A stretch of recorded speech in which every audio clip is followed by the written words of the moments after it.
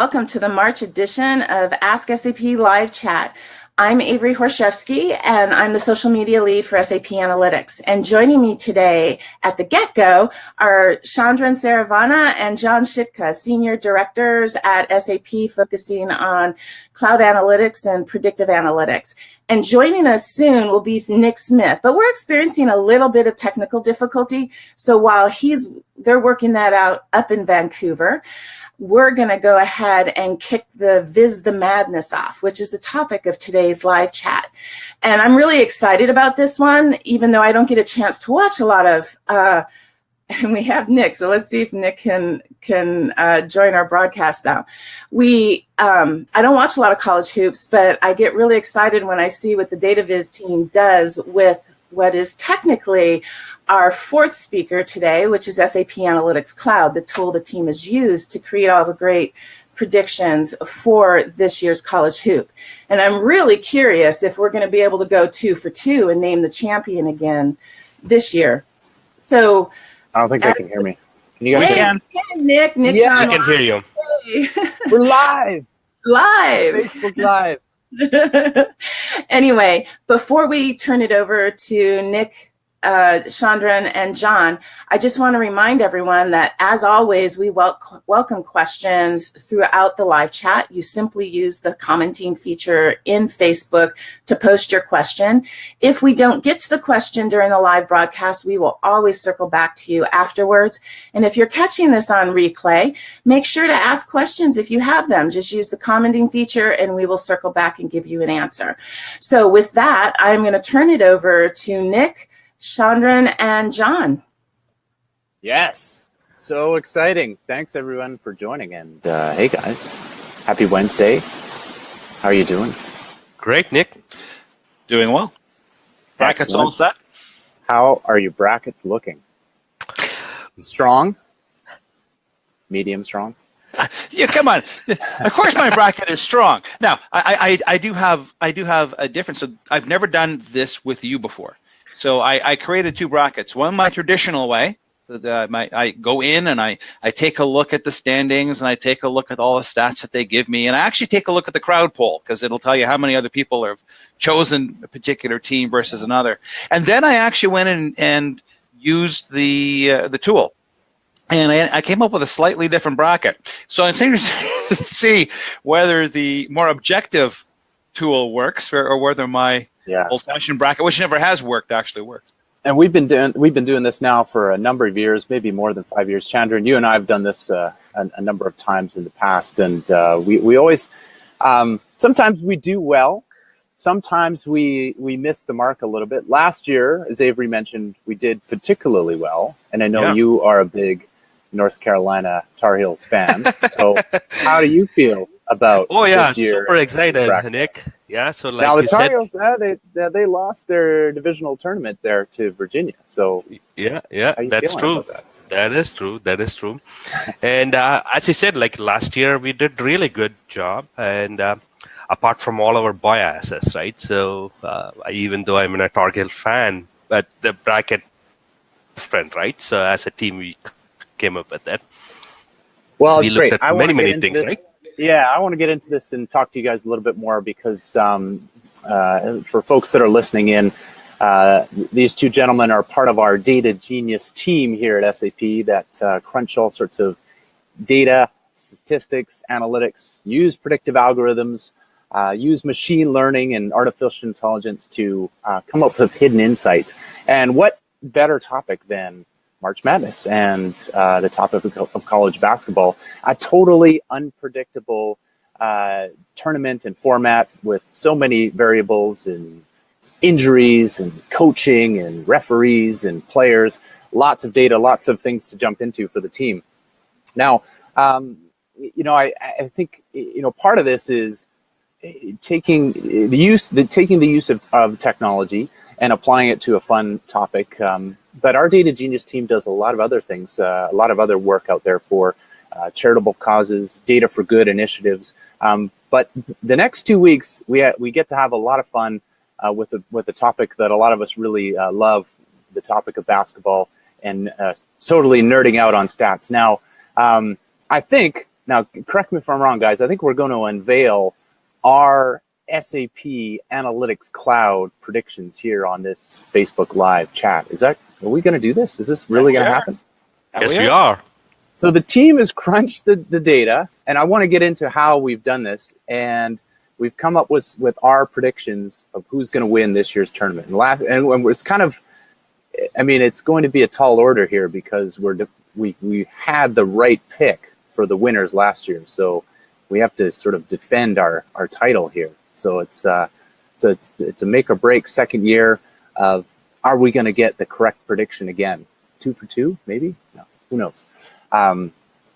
So I want to drill into with you guys and sort of maybe start with the data here and start at the data level and get your take on how we did this and how we got into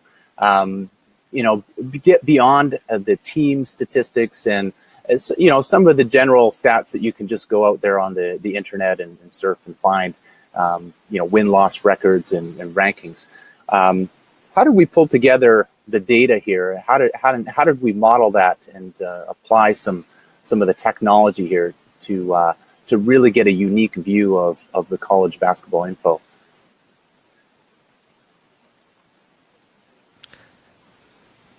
I see a screenshot here too. I was gonna say, I think you got a screenshot of it coming up. Yeah. So basically, I mean, as you mentioned, Nick, I mean, there are a couple of things to what you said. First off, it is very difficult to predict because it isn't a series. It's a single elimination tournament. So that really is what makes the prediction very difficult. Because if it was like, a 7-game series, I can tell you the odds are this is what's going to happen. But in a single elimination series, even if a team is slated to beat somebody 9 times out of 10, they're still at 10th time. And that may well be the game that they play here. So when we went into the tool, we basically tried to find a bunch of factors that influenced a particular outcome. So we went in and took a look at, given the data set we have, what factors influence wins, what factors influence tournament wins, what factors influence losses. And basically sat down and went through that and kind of figured, okay, these are the cliffs, and we were looking for cliffs. So when you take a look at losses was pretty flat. It was really hard to predict who would lose. Now, it's kind of weird because if you can predict who wins, you should predict who loses. But with the data set we had, it actually came back as not really substantive. Predicting wins, season wins, and tournament wins, actually there were some predictors that came up that were quite interesting, some of them surprising, and there were some definite cliffs. In other words, if you were in one of 6 conferences, there is a cliff between that and losing, not winning the tournament. The other thing that kind of surprised me was luck. And we had a long discussion around luck because luck really was one of the, and it showed up as an influencer in tournament wins, as an influencer in wins, as an influencer. So it was a continuous influencer, always in the top 4. And we kind of came down to the conclusion that luck doesn't mean luck. Luck is something that is hiding a bunch of other factors. Because, I mean, when you say someone's lucky or they win unexpectedly, there's something in there that has done that. And there are some teams that are luckier than others. And when we ran the comparison team by team as we're building the bracket, there were definite teams that were lucky and definite teams that were under the 0 mark, very unlucky. So it's kind of weird. What that actually means, I'm not exactly sure. But it is a stat we picked because it seems to work. Yeah, interesting. Chandran, I know you got in and played around with some of the data and definitely did some data prep and data wrangling. And again, we're using technology here that's all part of SAP Analytics Cloud, all analytics on one platform. Any interesting insights from your perspective on what the team did this year compared to last year when it comes to gathering up the appropriate data and starting to make sense of it? Yeah, so the SAP Analytics Cloud is a fantastic place to do a data preparation because it has a lot of self-service tools available. And the team did a fantastic job, basically pulled out data from many resources, and did a lot of data and able to blend some of the data points from the various sources. More interesting, like these data is continuously changing, right? Because when we got on a data snapshot and a few months back, we started modeling it and doing a little more prediction and see our prediction, how it went on the earlier place. Yeah. And the last final shot is like, we got it on Sunday. And the model got evolved, learned over the period of time, like John mentioned, right? So to me, luck is equivalent to data point, which we don't have it, right? So that's what the luck means. So you have to calibrate some of the data point which we don't have. For example, how many rookie played on this particular Right. on the playtime, right? How long they played on it. So those are the data points we did not have it in the data set. So those are the things you can weigh it in a luck factor, and also the coach factor influence high, right? So when the team is playing head to head, they were 70-70, and a timeout is a critical for in a sudden play, right? Yeah. So how do you determine? Those are the things are influencing the play. I agree with you. I think this year, I mean, you and I, we've done this for a couple of years now together, and the team really did an amazing job earlier on to start to look at nuances of data. And so we've had a much longer flight path of looking at the information. And I think for me, the really key thing was building out this as a model where our team, our Data Genius team, and other teams could begin to take a look at this information and uncover their own hidden insights within it, which is really interesting. Again, kind of a core part of SAP Analytics Cloud, building out a central model. And if we think of, switch gears for a second and switch over to the business world, that's what, organizations are doing every day, is building out trusted data models that end users or, citizen data scientists, if you will, want to go in and begin to explore that information. So that was the cool part for me, is we really were able to hub together all of this information, get some new, very statistical information that we pulled from various different sources, mash it all together, build a centralized model of that trusted information, and then unleash it with our Data Genius crew, which is and allow them to come up with interesting insights on the data.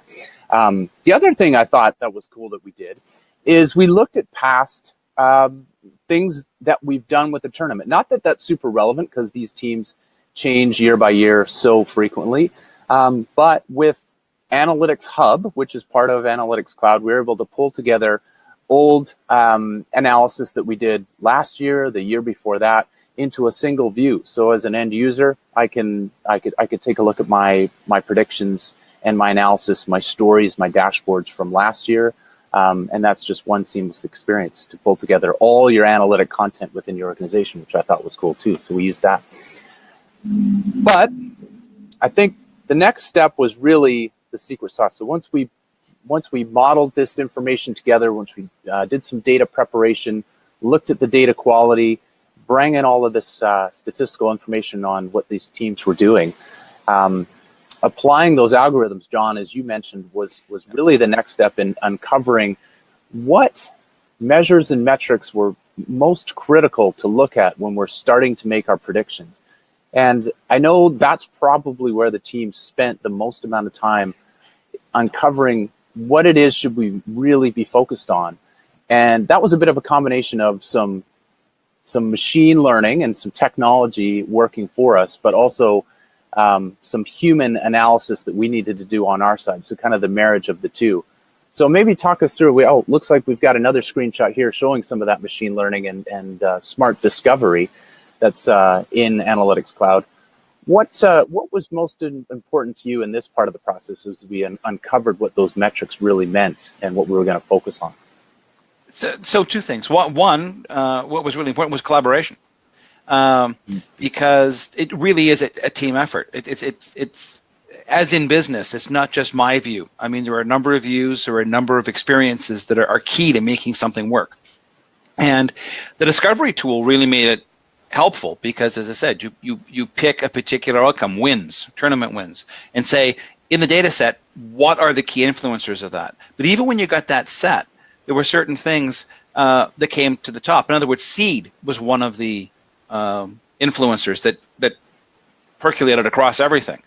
But we kind of looked at that and went as a team, do I care about seed that much? Is it one of the top things I want to look at? Because if I look at a win record, seed is basically based on you're in the tournament because you won, because you have a record.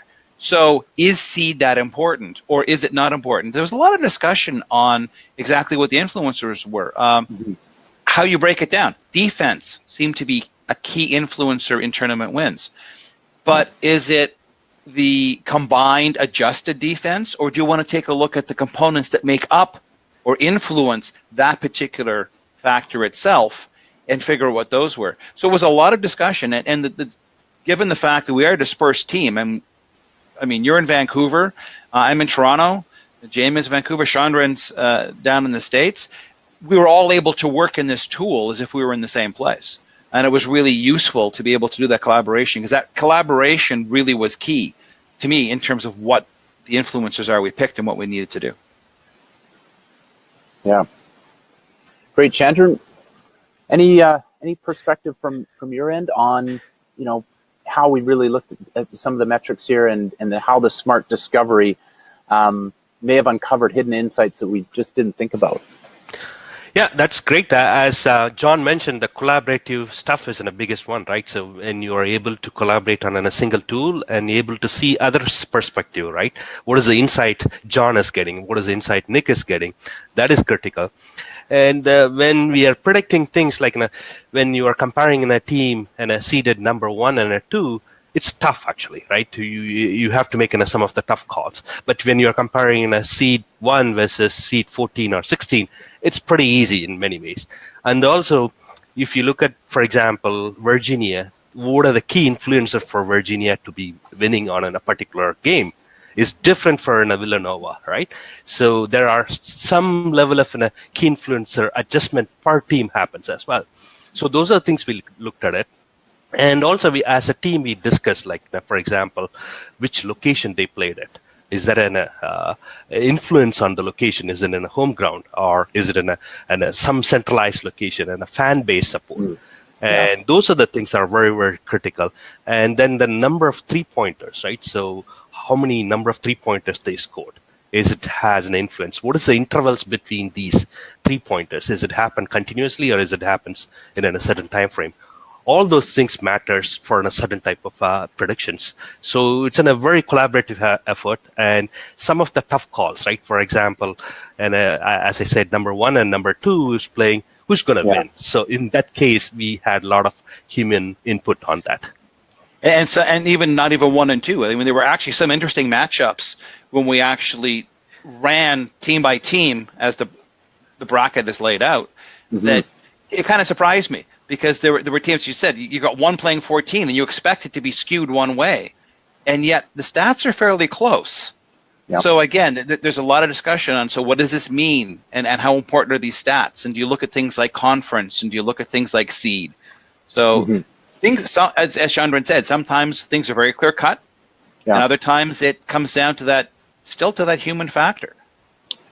Yeah, I totally agree. And, I think we did the team did find some interesting insights as we looked into today and ran those algorithms and did some smart discovery. And, some of the important indicators of winning in a tournament, I think, did come back as not a big surprise. Things like the traditional things, strength of schedule, their defensive efficiency, their offensive efficiency. But I think there was some other underlying things that the team found that were maybe more nuanced, and that came into the next step, which is starting to analyze information and then do those team-by-team comparisons and make the picks for the tournament. So maybe why don't we shift over to the next phase of this that the team worked on, which is really more the analysis and storytelling.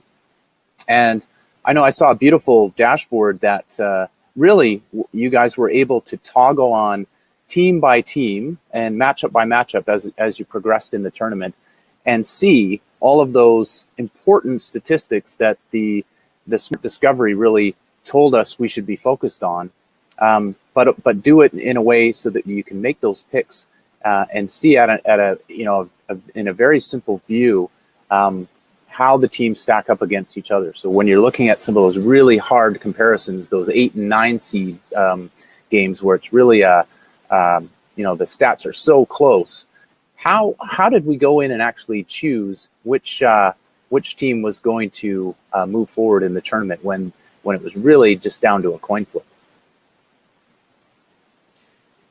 So, yeah, it's interesting. Sometimes we, I was about to say the proper thing to say is we actually agreed to disagree. So I do have 3 brackets in this tournament. I have the one I created my traditional way. I have the one I created using the tool, and then there's the team bracket. And there are the team bracket created with the tool and my bracket created with the tool are pretty close. There are a couple of differences, and those differences literally came down to what you just discussed. It's those really close calls where you take a look at this. It's fairly obvious here where the stats lie. But if some of those bars are a little bit closer, and you're starting to go, okay, so how does this actually come down to a coin flip? What is it that is important? Is luck that critical? Because if you look at the right-hand side of this graphic, one team is actually lucky, the other team is actually unlucky by comparison. Is that a factor you actually really want to consider here if things were closer? So my honest answer to that, Nick, is that as is with any decision in business, there was a minority and there was a majority, and we ended up with a team bracket that followed a particular thought pattern. Doesn't mean we all agreed with it, because it is close and there are influencers and it was lively discussion. But the tool really did help because it did give us the ability to drill down and to look and to find. Yeah, I agree. Helped us focus on the data. To add to John's point, Nick, the discussion on these tough decisions, right? So team basically discussed on each one of these picks and provided in a different perspective why and a team A will win versus team B. Apart from that key influencer, apart from the statistics perspective, that discussion basically influenced some of those decisions. So it's in a combination of tough call situations, it's a combination of statistics, data science, plus that human intelligence. Yeah. And it was a lot of fun, I know, going through this process and having those discussions and collaboration and really trying to get away from the bias of, my favorite team, and looking hard at the data and saying, no, this is, we've got to remove all bias here and just focus in on the data. Now, let's switch over to some of the comments and questions. We have a few coming in through the Facebook chat here. And definitely for those listening in, if you have any questions or, are wondering what the picks are, hold on. We'll be revealing some predictions in a few minutes here, so wait for that. But we do have a question coming in about the Data Geek Challenge, formerly known as Data Geek, now known as Data Genius Challenge, and we haven't seen one for a couple of years now. What's up with that? And actually, it's kind of funny. I have a few T-shirts and posters behind me, and this is part of it. The team is it may not have been labeled the Data Genius Challenge, but doing interesting, fun things with data, March Madness, Data for Good initiatives is something that the team is constantly doing. In fact, there was a group of folks down in Palm Springs, of all places, doing a hackathon on for some social good data causes with a partnership with Esri for geospatial mapping. So the Data Genius Challenge continues to roll on, but I do have word coming in real time that there will be a Data Genius Challenge unveiled later this year. So stay tuned for all of you Data Genius followers.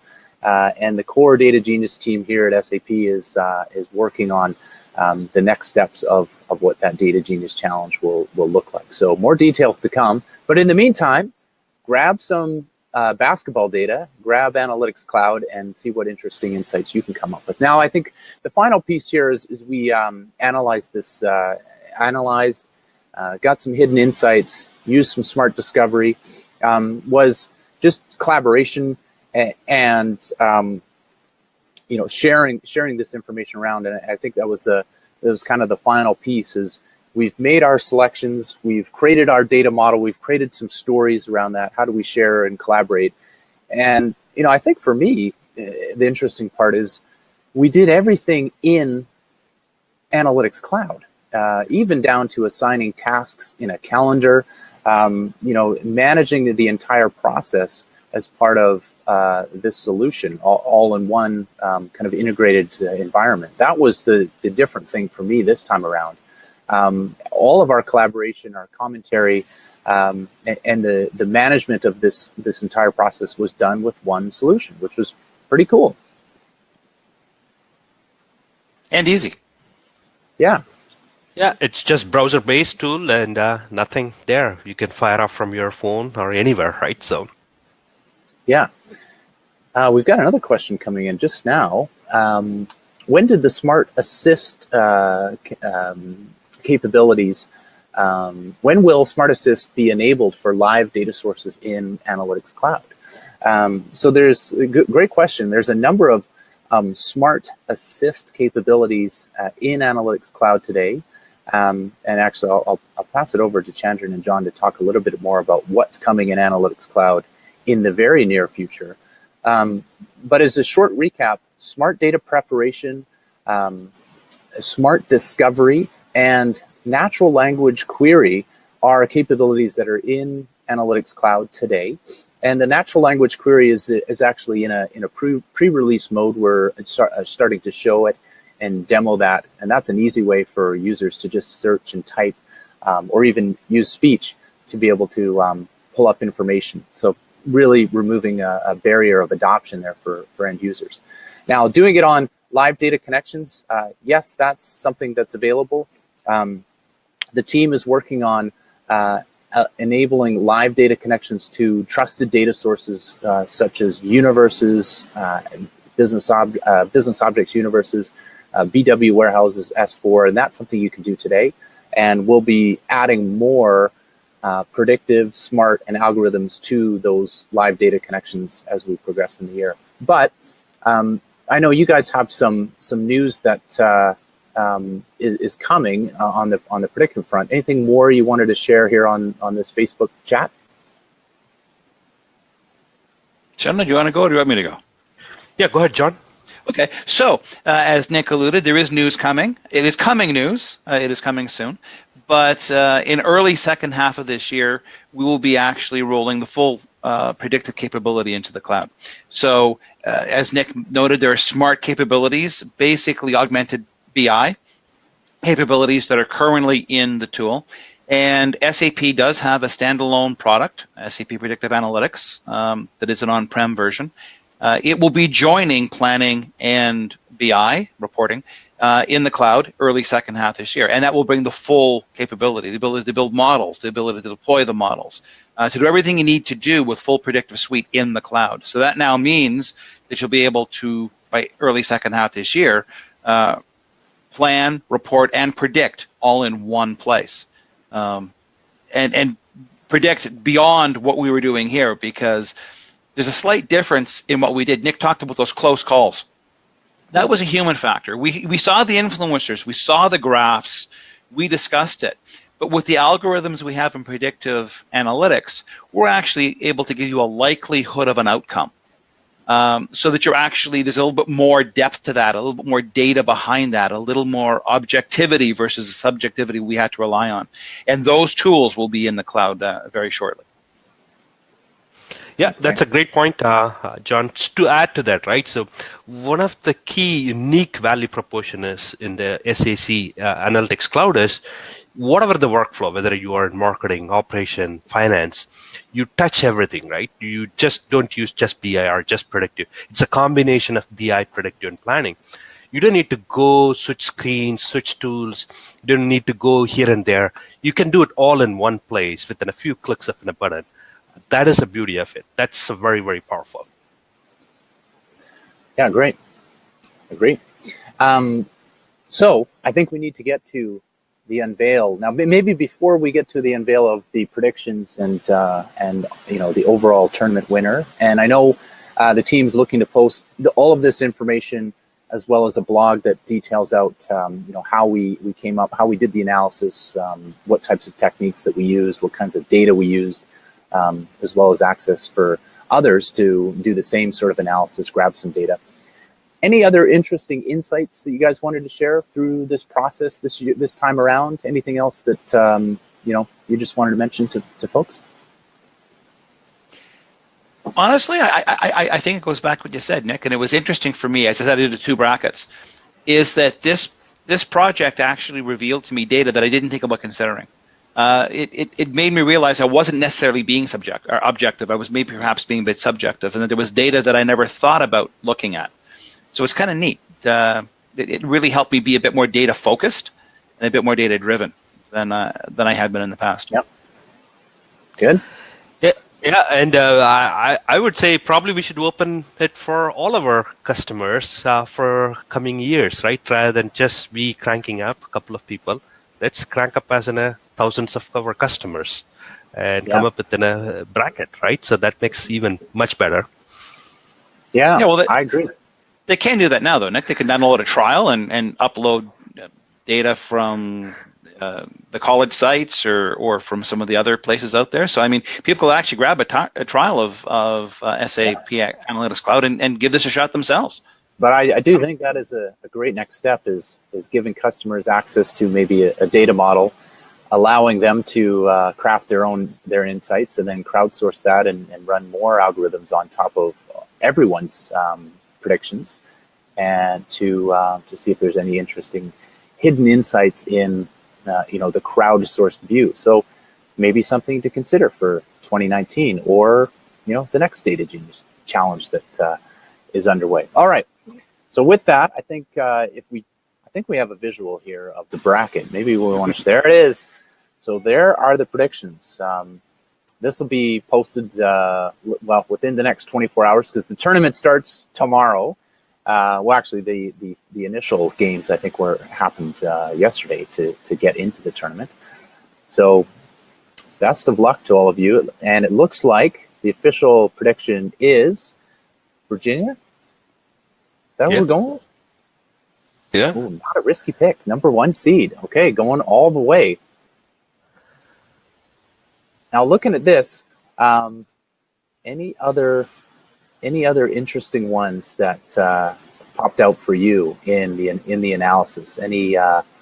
There's a few upsets. I see definitely in the East, and it looks like in the West as well. Some upsets, some early seed upsets. Any ones that particularly jumped out to you guys in terms of tough calls, or ones that were just really clear in the data that, this is going to be an upset. So watch out.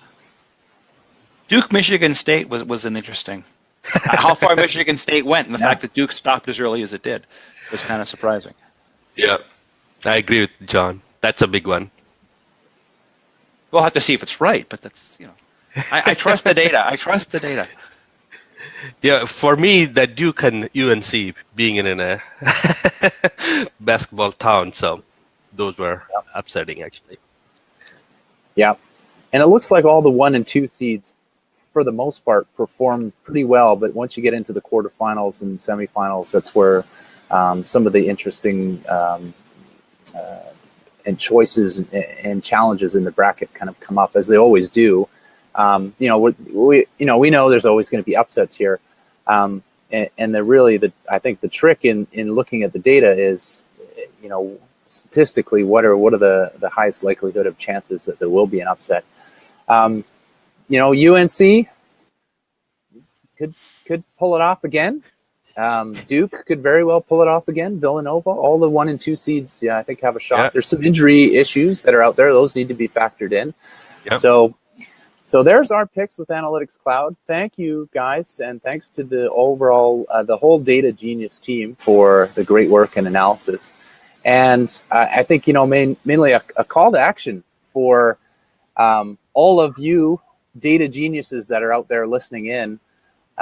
Go grab a free trial of Analytics Cloud and give it a whirl. Give it a try.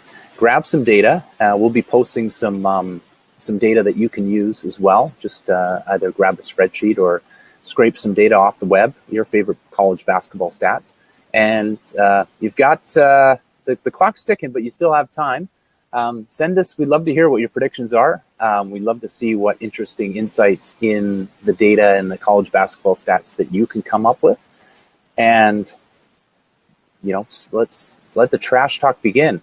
Let's see if you guys can come up with something that's going to beat the Data Genius team and Viz the Madness. And I know we're using the hashtag Viz the Madness, but as we just talked about over the last half an hour, I think we need to change this hashtag because there's so much more going on here than just visualization. There's everything from modeling to the data preparation to the smart analysis, machine learning, predictive, and then we visualize and tell a story with that information. So beyond Viz the Madness maybe is the new hashtag. I don't know.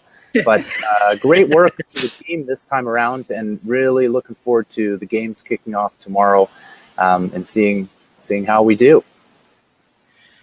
Thanks, Nick, Chandran, John. I thought it was a great live chat. I know I have some friends who are going to be really happy with the Analytics Cloud prediction of Virginia, and I have some other friends who are staunchly Florida fans, so they're probably going to be really not so happy with the prediction.